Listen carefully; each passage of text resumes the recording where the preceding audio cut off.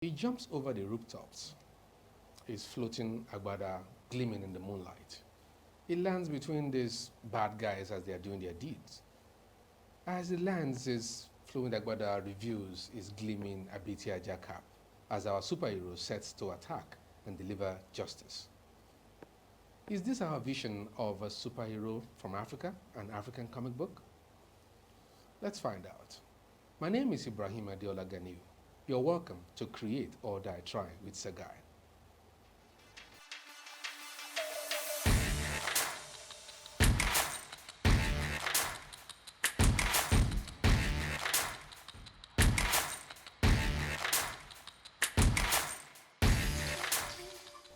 Okay, guys, you're welcome to the show.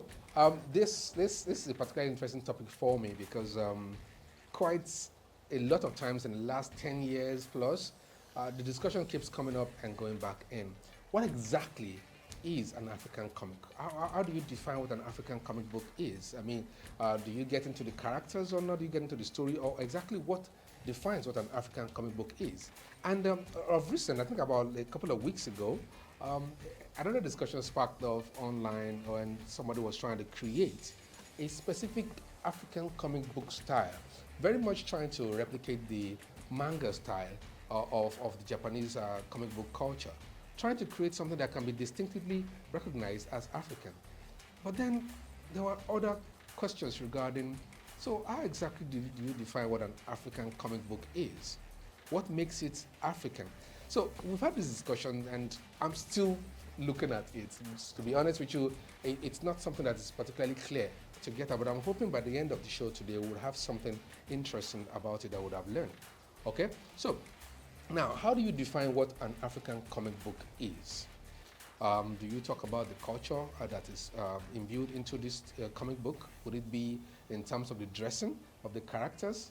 Would it be in terms of the environment? Is it based on where the comic book story is being set that determines if this is an African comic book? So, is it the story that makes an African comic book? Is it how the story is depicted? Is it how it's told? Is it about the, how do I call it, the dressing in the comic book? Does that determine it as an African thing? Because there are a variety of things with Africa, and then for decades, I think we've been arguing about what exactly is the African identity. We used to think it was purely black, but being black doesn't exactly mean you're African. There are white Africans, there are Arabian Africans, there are people who are not completely black who are Africans. So would an Egyptian story be African? A Libyan-based story, a Moroccan story still be African? They are all situated in the continent of Africa. So does that make them African? Then when it comes to culture, there are so much cultural representations in Africa that to distill it to just one specific culture would be difficult, if not impossible. All right? So to define Africa by culture might be a bit of an Herculean task to undertake. So going forward with that, what else would make it an African comic book? Are we talking about something like Wakanda, for instance? Would Wakanda be our representation of what an African story based on an African comic book character, an African setting be like? Are we talking about technology? Are we talking about non-technology, for instance? I mean, does technology have to be metallic? Does it have to be electronic? Okay, I was privileged to intern with Prince Demas Nwoko, known as the master architect, for a couple of days in his workshop. My friend described it as the Iron Man's workshop.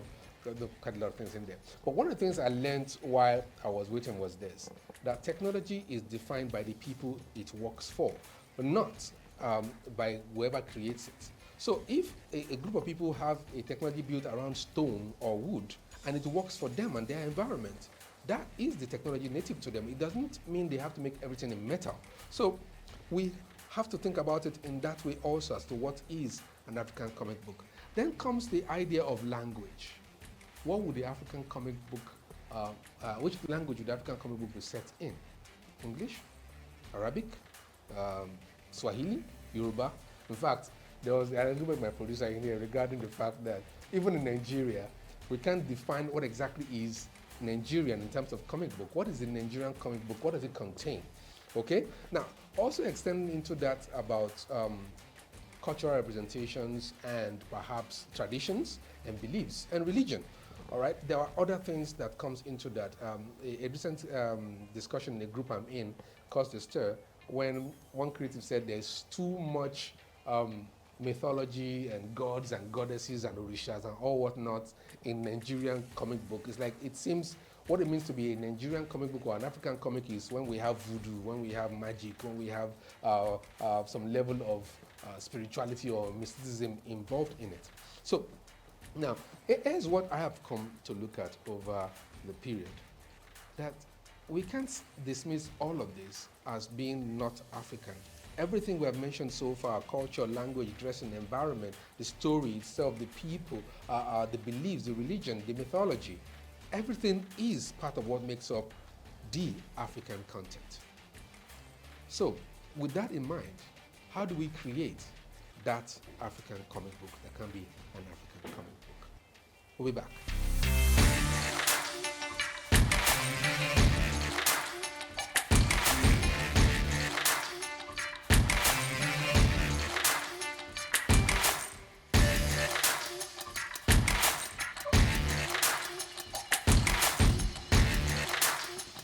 All right, you're welcome back. So, how do we create this African comic book concept and idea? And when I say African comic book, we're also talking about the characters within the comic books themselves. And to be honest and to be clear with ourselves, we know that Africa is a vast continent with a variety of cultures, a variety of tribes and people. Nigeria alone has 250 ethnic groups. Now, with that, how do you create a Nigerian comic book? Now, what we found out is that you might find it hard to create a conceptual single African comic book, but you can have a variety of African comic books and characters. And the things that would make them African comic books are the things that we're going to mention right now. Okay, first, it's going to be about the environment. All right, it's going to be about the environment. Where is this story being situated? It doesn't matter the story you're telling, because we know there are a variety of story types, a variety of genres of story that you can tell. You might want to do horror, some sci-fi, some fantasy, some magic, some mythology, whatever it is that you do, some drama. All right, but whatever it is that you're doing, it's about the setting. Where is this story situated? So if you have a story situated in Botswana, story situated in Soweto, a story situated somewhere in Ile-Ife, whatever it is, and also about time. Are you situating it in Africa of now or Africa of the past? Are you mixing it up? Are you creating a fantasy Africa that is mixed up like Wakanda, for instance? It's a fantasy Africa. It doesn't exist, but the story creates this African culture where a portfolio of Africans can actually be in that environment. And in fact, I think one of the reasons that Wakanda might have worked is the fact that it is African without being African. Okay, so the idea is it takes all the best things of Africa, put it together in one pot, and then created a country that has everything as tribes and segments of the society. So situation might be the first thing to make an African comic book an African comic book, whether it's the present or the past. Is it situated somewhere in Africa? Then two, is it about Africans? All right, it's the story of the comic book about Africans. Whatever it is they are dressed like, whether the Africans are dressed for the future or they are dressed for the present, is it about Africans? Is it about Africans that will make that? Then the concept of technology does not even come into play in this particular scenario, because what is technology? If we look at what we said earlier on, it is about what works for the people. I had this argument with a friend of mine about why the Africans, the Yoruba, I was even very specific about the Yoruba, that why the Yoruba never bothered to think about inventing the car, or talking about the wheel. Why? It was fun, traveling from one village to another, camping in the forest with friends, eating and drinking, and then arriving in the village 3 days later or 1 week later. It was fun. It was a fun trip. It was not about stress. It was about community. And they could even along the way build small communities that becomes like mini stop points along the way for other travelers that might come by. So it was fun enough for them not to bother about seeing it as a problem. So there was no need to get there in a hurry. That's why we didn't think about inventing cars. All right? So technology works for the people. So whatever technology you want to put into your African story, it does not matter. We have Africans right now who have seen Matrix, Africans right now who are using mobile phones, who are on the internet, who have been all over the place in technology. He's even said that if you want to know the latest car in town, come to somewhere in Africa, you'll find somebody driving it. All right? So with that in mind, creating a story about somebody driving the latest in technology for cars doesn't stop that story from being African. So technology doesn't even factor in as a point of what makes it African or not. Situation and who it's about seems to be one. Then culture. There's something about culture and Africa. The whole world knows it, and I think Africans know it too.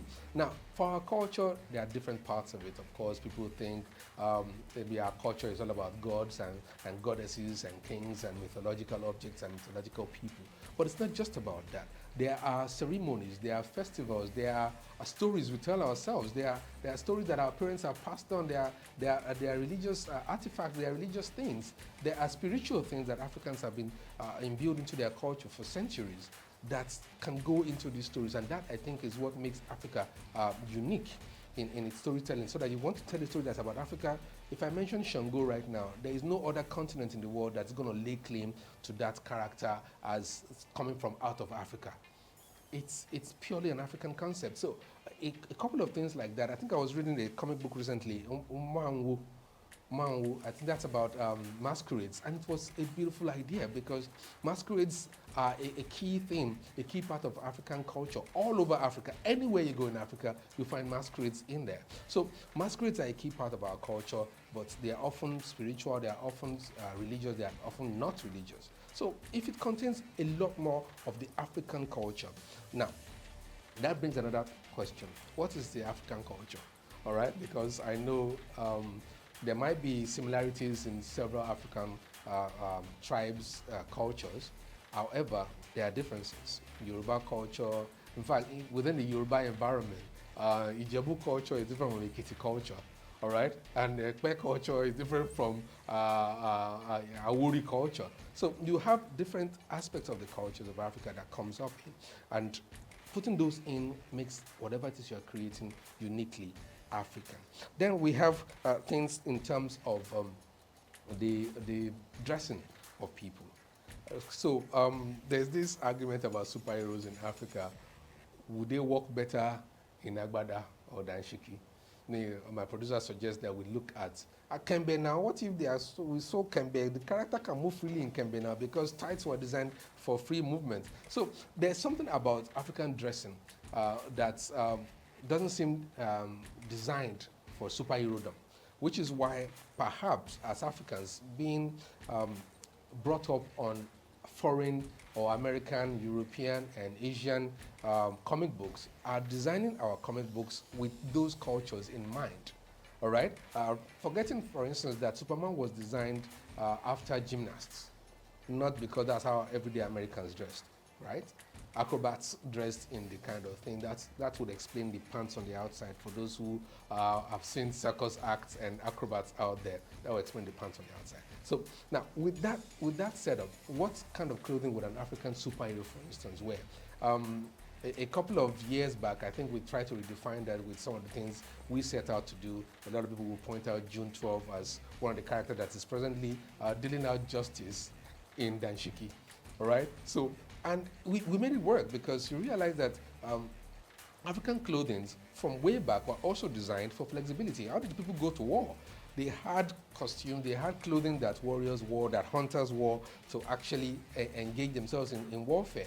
And these things were easy for them to move around. So can we look at that to create the characters that we want? And then to start with, if your story is situated in the 21st century, there's no reason why your character can't wear spandex if spandex would help him function better in the story in the African setting that it's going to be in. So the argument against spandex, for me, I don't think it holds water, largely because it depends on the story you are telling.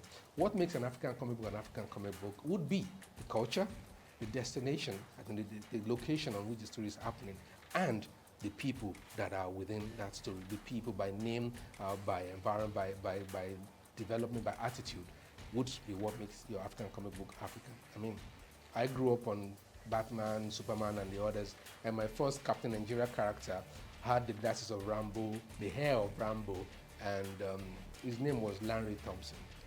That was influence outright. And it took me a while to realize that I don't know any Larry Thompson who has long hair, flowy long hair, and all of that. So that's exactly wasn't going to fly as a believable African character.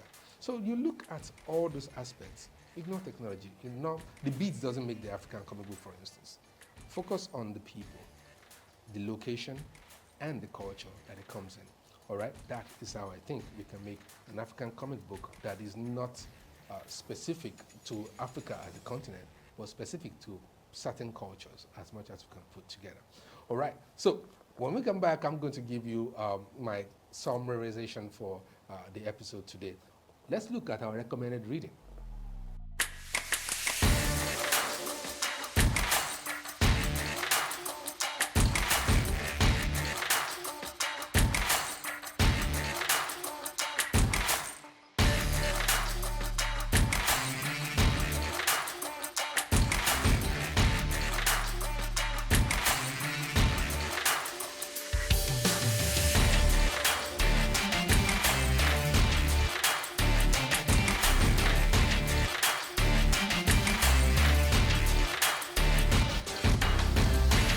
Okay.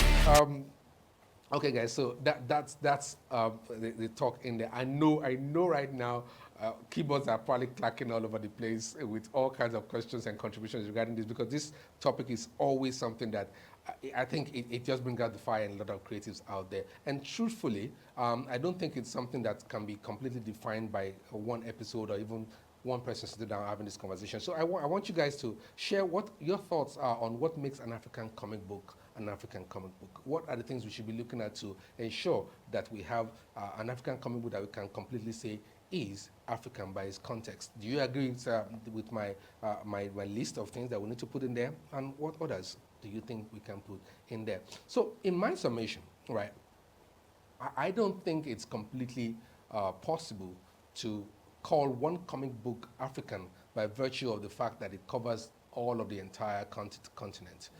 It's impossible to do that. Africa is a vast continent with a variety of cultures and tribes and languages. So what we can do is create specifically targeted or specifically represented African comic books targeted at the culture or the environment it's in by specification. So you're not going to be able to take one title and call it African. I mean, is EXO, The Legend of Wale Williams, is that not an African comic book? We will not call Malaika an African comic book. We would call Berikisu not an African comic book. Is June 12th not an African comic book? Because it's not about, I don't know, Benin Republic or Ghana. So it's going to be impossible to do that, but we can individually represent our cultures in the comic books that we produce. And by so doing, we might one day arrive at a situation where we find certain similarities in all these comic books and be able to say, yeah, that is an African comic book.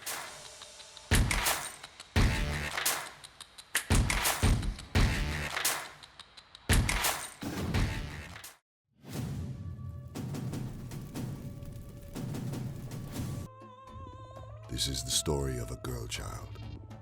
No royalty is traced to her lineage, but mysterious and extraordinary signs unfolded after her birth. Changuras acted like an elite force, but beneath the shadows, there was something much more. First elder of the Papito will not agree with your request, Great Priestess.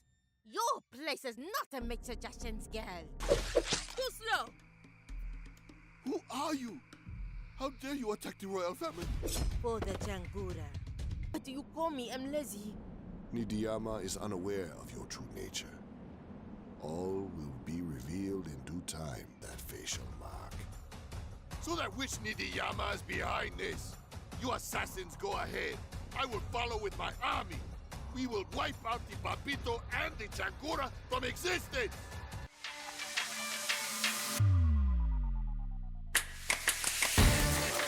A special thank you to every one of our sponsors and partners on this episode. You guys are awesome as always. Yes, quick one. We will be having a competition coming up very soon. Watch out for that. All right, guys, until I see you again on the next one, remember, in all that you do, whatever it is that you're doing, you must create or die trying. I'll see you guys in the next one.